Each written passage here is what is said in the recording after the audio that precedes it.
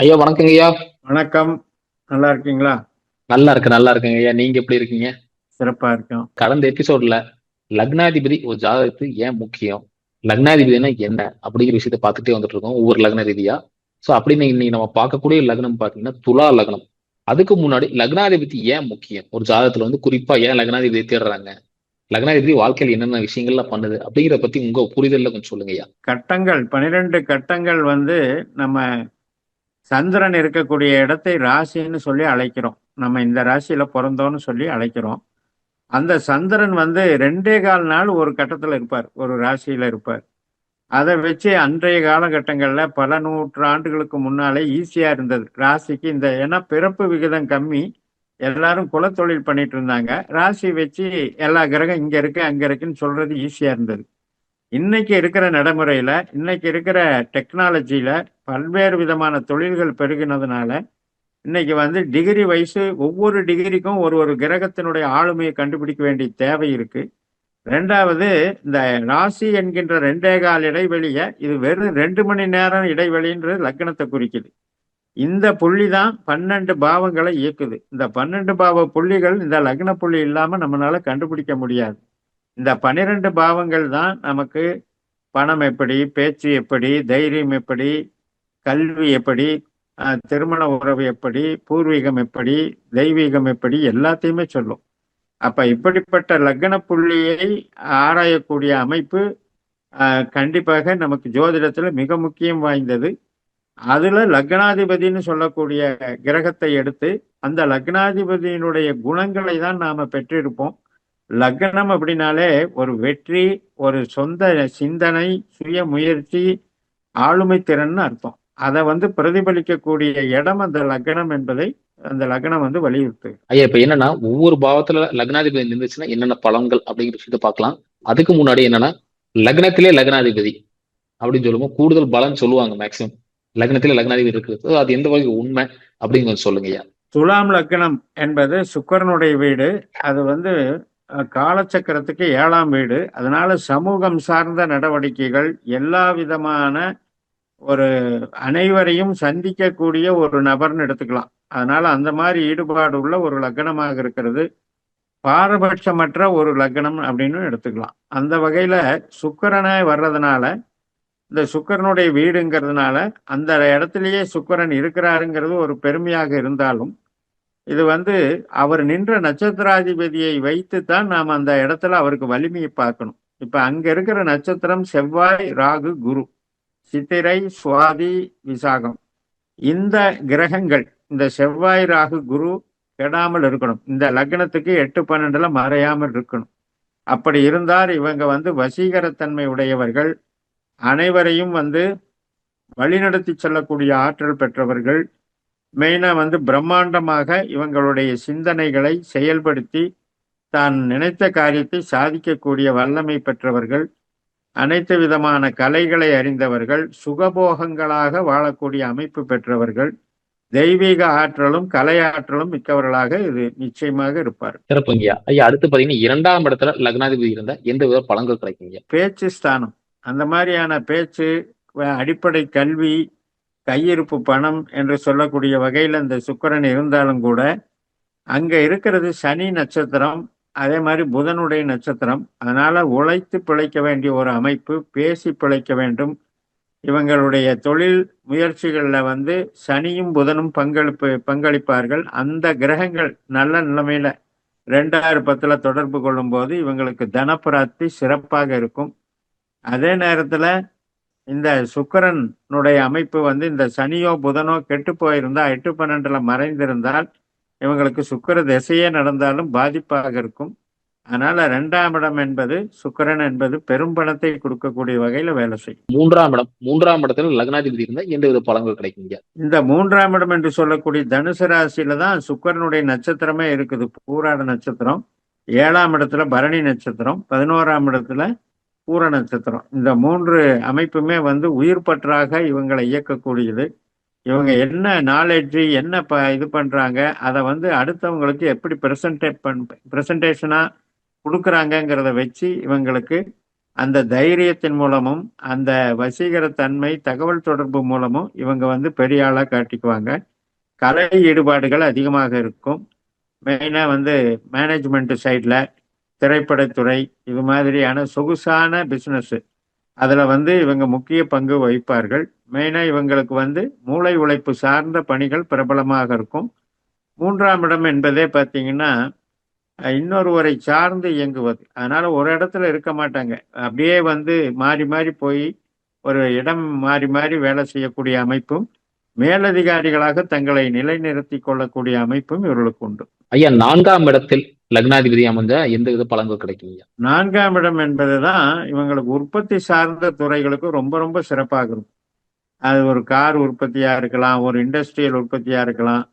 அதே மாதிரி கவர்மெண்ட்ல அத்தாரிட்டிஸா இருக்கலாம். கவர்மெண்டினுடைய பலவித இலாக்காக்கள்ல தலைமை பொறுப்பேற்று வழிநடத்துறது இது எல்லாமே இவங்களுக்கு கொடுக்கும். விவசாயம் பார்க்கறதுக்கும், பழம் பண்ணைகள் உற்பத்தி செய்வதற்கும், ஹோட்டல் போன்ற தொழில்கள், துணி தயாரிப்பு போன்ற தொழில்கள் மற்றும் சொகுசு வாகனங்கள், இண்டஸ்ட்ரீஸ் நடத்துறது, உற்பத்தி சார்ந்த அனைத்து வித பங்களிப்பும் இவங்களுக்கு நல்லா வரும்.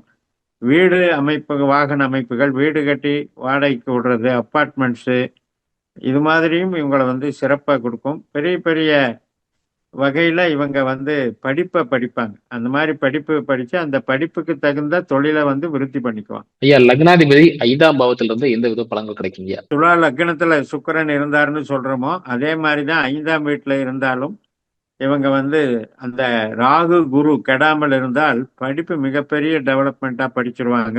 ஆராய்ச்சி கல்வி படிப்பாங்க.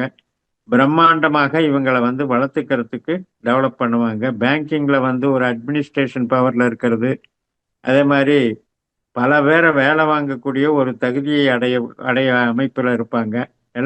எலக்ட்ரிக்கல் எலக்ட்ரானிக்ஸு இபி இது சம்பந்தப்பட்ட வகையிலையும் காற்று ராசியாக இருக்கிறதுனால இவங்களுக்கு வந்து இந்த ராக்கெட் தளம், இது மாதிரி இராணுவ ஏவுதளம் இது மாதிரியான இடங்கள்லையும் இவங்களுக்கு பணிகள் இருக்கும். விமான நிலையம் இது போன்றும் இருக்கும். மெயினாக வந்து இவங்களுக்கு ராகு வந்து 5ஆம் இடத்தை கொடுக்கறதுனால ஐடி லைனு ரொம்ப ரொம்ப சூட் ஆகும். ஐயா அடுத்து பாத்தீங்கன்னா 6ஆம் இடத்துல லக்னாதிபதி இருந்தா எந்த வித பலன்கள் கிடைக்கும் ஐயா? 6ஆம் இடம் என்பது காலச்சக்கரத்துக்கு 12ஆம் இடமாக வருகிறதுனால இவங்க வந்து மருத்துவ துறையிலையும் இந்த உயிரியல் ஆராய்ச்சிகளை பண்ணக்கூடிய அமைப்பிலையும் மிகச்சிறப்பாக செயல்படுவார்கள். அதே நேரத்தில் வெளிநாட்டு வேலைகளுக்கு மிக நல்ல வாய்ப்புகளை கொடுக்கும். அங்க இருக்கிற சனியினுடைய நட்சத்திரம், அங்க இருக்கிற புதனுடைய நட்சத்திரம் வெளிநாட்டுல வந்து இவங்களுக்கு மிகப்பெரிய செல்வாக்கு கொடுக்கும். இந்த அரப் கண்ட்ரீஸ்ல இருக்கக்கூடிய எண்ணெய் வளத்துறைகள், இந்த நேவி சம்பந்தப்பட்டது, நீர்நிலை சார்ந்த அறிவுகள் சார்ந்த வேலைகள், இந்த பணிகள் எல்லாம் இவங்க மிகப்பெரிய சிறப்பாக இருப்பாங்க. அதே மாதிரி மருத்துவத்துறையிலையும் புகழ் பெற்று இருப்பார். ஐயா அடுத்து பாத்தீங்கன்னா 7ஆம் பாவம் சொன்னா கலத்திரஸ்தானம் சொல்லுவாங்க. அந்த இடத்துல வந்து லக்னாதிபதி இருக்கிறது எந்த வித பலன்கள் தருங்க? ஒரு லக்னத்திற்கு அதிபதி வந்து தனக்கு நேர் 7ஆம் வீட்டில போய் இருப்பது என்பது தன்னுடைய பாவத்திற்கு அது வந்து வளர்ச்சி குறைவு தான். அதாவது சரணாகதி அடைகிற மாதிரி அர்த்தம். தன்னுடைய வீட்டுக்கு எதிர் வீட்டில் வந்து தன்னுடைய வலிமையை இழக்கக்கூடிய அமைப்புன்னு எடுத்துக்கணும். அந்த இடத்துல சுக்கரனுடைய நட்சத்திரத்துல அவர் இருந்தார்னா மிகப்பெரிய பலம் உண்டு.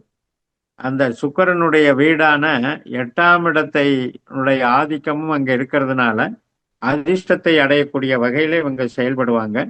கேது நட்சத்திரத்துல இருக்கும்போது மருத்துவத்துறைகள் சார்ந்த பணிகள், இது மாதிரி நர்சரி இது சம்பந்தப்பட்டது, நர்சிங் இது சம்பந்தப்பட்ட அமைப்புல இருப்பாங்க. செவ்வாயினுடைய நட்சத்திரம், சூரியனுடைய நட்சத்திரம் அங்க இருக்கிறதுனால இவங்க வந்து அட்மினிஸ்ட்ரேஷன் துறையிலையும் பங்களிப்பாங்க.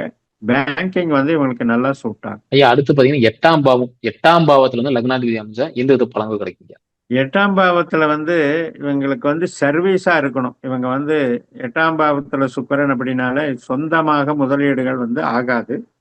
அதுல வந்து சூரியன், சந்திரன், செவ்வாய் இந்த 3 கிரகங்கள் கெடாமல் இருக்க வேண்டும்.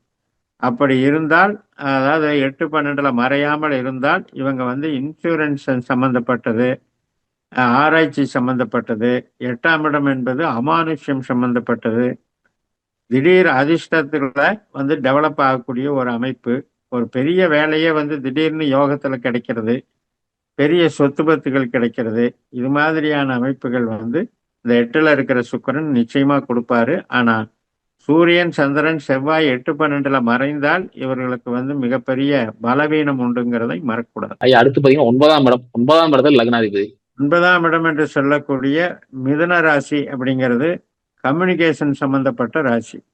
அதனால வெளிநாடு தொடர்புள்ள படிப்புகள், ஆராய்ச்சி கல்விகள், அது மாதிரி கமிஷன் வகை, கன்சல்டிங் வகை, இது மாதிரியான தொழில்கள்ல போகக்கூடிய அளவுக்கு அங்க சுக்கிரன் வேலை செய்வாரு. அதை வந்து பிரம்மாண்டமான ஸ்தாபனங்கள்ல போய் பணிபுரியக்கூடிய யோகத்தை கொடுப்பாரு. மற்றும் குரியர் சர்வீஸ் சம்பந்தப்பட்டது, லாஜிஸ்டிக் சம்பந்தப்பட்டது, இது மாதிரியான போக்குவரத்து துறை அம்சங்களும் நல்லா இருக்கும். சினிமா துறை அமைப்புகளும் நல்லா இருக்கும். 9ஆம் இடம் என்பது தர்மஸ்தானம், அதாவது ஒரு ட்ரஸ்ட், ஆன்மீகம், அறநிலைத்துறை, இது சார்ந்த பணிகள்லையும் இவங்க வந்து சிறந்து விளங்குவாங்க. ஐயா அடுத்து பாத்தீங்கன்னா 10ஆம் பாவம். 10ஆம் பாவத்துல வந்து லக்னாதிபதி அமைச்சா எந்த வித பலன்கள் கிடைக்குங்க? நிச்சயமா இவங்களுக்கு வந்து மிகப்பெரிய அப்பார்ட்மெண்ட்ஸ் கட்டுற ரியல் எஸ்டேட் துறை ரொம்ப ரொம்ப சிறப்பை கொடுக்கும். அதே மாதிரி கடல் சம்பந்தப்பட்ட போக்குவரத்துகள் துறைகளையும், அது சார்ந்த உற்பத்தி சார்ந்த தொழில்கள்லையும், இப்ப பாத்தீங்கன்னா எக்ஸ்போர்ட் பண்றதுக்கு உண்டான நிறைய உற்பத்திகள் நடக்குது. அந்த மாதிரி உற்பத்தி ஸ்தாபனங்களை நடத்தக்கூடிய அமைப்பிலையும் மிகப்பெரிய பலத்தை கொடுப்பாங்க. அந்த இடத்துல வந்து சனியினுடைய நட்சத்திரம் இருக்கனால திரவ நிலைகள், இப்ப எண்ணெய்கள், எண்ணெய் வளம் மிகுந்த கண்ட்ரியில போய் வேலை செய்யறது, அல்லது அது மாதிரி திரவ நிலை பொருட்களை எக்ஸ்போர்ட் பண்றது மற்றும் உற்பத்தி பண்றது, ஹோட்டல், ஹாஸ்பிட்டாலிட்டி, இது சம்பந்தப்பட்ட அனைத்து விதமான ஒரு உற்பத்தி சார்ந்த துறையில மிகப்பெரிய வலிமையை அடையக்கூடிய யோகம் இருக்கு. ஐயா அடுத்து பாத்தீங்கன்னா 11ஆம் இடம் லாபஸ்தானம். அதுல வந்து லக்னாதிபதி அமைகிறது எந்த வித பலன்கள் தருங்கயா? 11ஆம் இடம் என்பது அரசியலுக்கும் சம்பந்தப்பட்டது, கட்சிகளுக்கு, அசோசியேஷன், சங்கம், சபை சம்பந்தப்பட்டது. அது மாதிரி இடத்துல அவருடைய நட்சத்திரமே இருக்கிறதுனால, அந்த மாதிரி சுக்கிரனுடைய நட்சத்திரத்துல உட்கார்ந்துட்டா இவங்களுக்கு நல்ல அதிர்ஷ்டம்தான். மிகப்பெரிய கஷ்டங்கள் எல்லாம் இல்லாமையே ஈஸியாகவே இவங்களுக்கு அனைவரையும் வசீகரிக்கக்கூடிய தன்மையினாலேயே ஒரு திரைப்படத் துறையிலையோ, மீடியா துறையிலையோ, கம்யூனிகேஷன் துறையிலையோ, பத்திரப்பதிவுகள் துறையிலையோ, பொதுஜன தொடர்பு, கட்சி, அரசியல் சார்ந்த துறைகள்லையோ பிரபலம் அடையக்கூடிய யோகத்தை இவங்க அடைஞ்சிருவாங்க. இது வந்து ஒரு ஈஸியா ஜெயிக்கக்கூடிய ஒரு யோகம், நல்ல அமைப்புல இருக்கும்.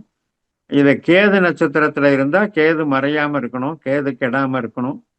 அதே மாதிரி மருத்துவத்துறையிலையும் சாதிப்பாங்க.